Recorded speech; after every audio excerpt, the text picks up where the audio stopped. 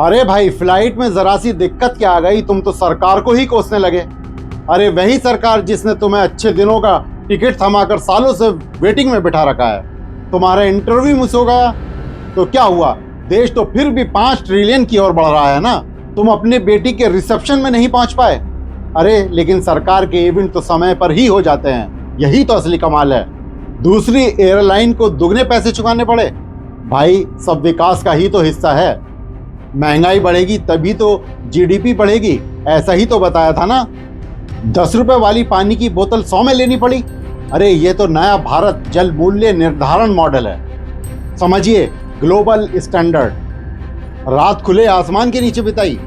अरे क्या हुआ, मोदी काल में आसमान भी तो अपना है, वही आसमान जिसके नीचे लाखों लोगों ने लॉकडाउन में रातें काटी, हाफी हुई सांसों के साथ। तुम्हारी बेटी मुश्किल में थी, राहत नहीं मिली।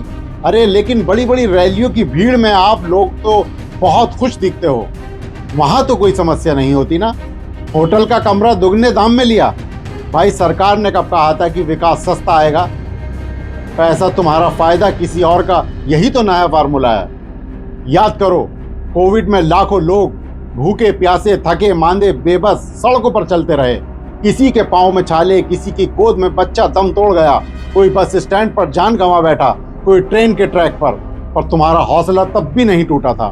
नोटबंदी में बैंकों की लाइन में खड़े खड़े लोगों की जान चली गई, किसी की बेटी की शादी बिगड़ गई, किसी का इलाज रुक गया, किसी की सारी जमा पूंजी कागज बनकर रह गई, फिर भी तुम नहीं टूटे। तुमने कहा देश हित में करना पड़ता है।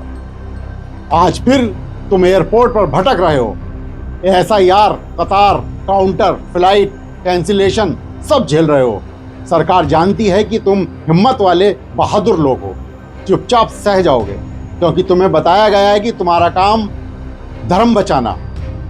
महंगाई चुभे, बेरोजगारी डसे, सिस्टम फेल हो, और तुम्हें लगता है कि असली दुश्मन पड़ोस का मोहम्मद, राशिद, रहीम है, और रोज तुम्हें वही नफरत की खुराक परोसी जाती है ताकि तुम सवाल ना पूछो। तुम्हें यह भी महसूस नहीं है कि जिस धर्म रक्षा के नाम पर तुम सब कुछ झेल रहे हो, वही धर्म बचाने वाले तुम्हारी जेब और जिंदगी दोनों खाली कर रहे हैं। तो हाँ, फ्लाइट में थोड़ी समस्या आ गई है, पर असली समस्या यह है कि तुम्हें हर दर्द सहने की आदत डाल दी गई है, हर अन्याय को नियति मानने की ट्रेनिंग दे दी गई है, और हर सवाल पूछने से पहले ही तुम्हें देशद्रोही का डर दिखा दिया जाता है। हिम्मत वाला होना अच्छी बात है, लेकिन अंधी सहनशीलता तुम्हारे हक और भविष्य दोनों को मार देती है।